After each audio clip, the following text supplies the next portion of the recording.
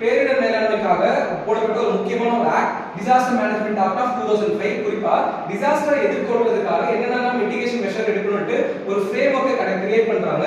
அதுல ஒரு 3 முக்கியமான அமைப்புகள் ரொம்ப முக்கியம். One is national disaster relief force, NDRF சொல்லப்பட்ட national disaster relief force. Next one is NDMA, national disaster management authority. Third one is state disaster management authority. அதை தாண்டி fourth one is district disaster management authority. இந்த மாதிரியான 4 அமைப்புகள் முக்கியமான அமைப்புகளை உருவாக்குறாங்க. அதுல நம்ம ஃபர்ஸ்ட் பார்க்க போறது நேஷனல் டிசாஸ்டர் மேனேஜ்மெண்ட் அத்தாரிட்டி. இந்த national disaster management authority national லெவல்ல ஒரு டிசாஸ்டர் பெரிய அளவுக்கு ஒரு டிசாஸ்டர் ஏற்படுதுன்னா அது குறித்து முடிவெடுக்கிற ஒரு முக்கியமான அமைப்பு யாருன்னா இந்த நேஷனல் டிசாஸ்டர் மேனேஜ்மெண்ட் அத்தாரிட்டி. இதோட எக்ஸ் அஃபிஷியோ சேர்மன், அதாவது பதவி வழி தலைவர் யார் அப்படின்னா prime minister of India. Ex officio chairman யார் அப்படின்னா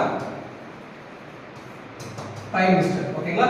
பிரைம் மினிஸ்டர் தலைமையிலான இந்த NDMA தான் நேஷனல் லெவல்ல ஒரு டிசாஸ்டர்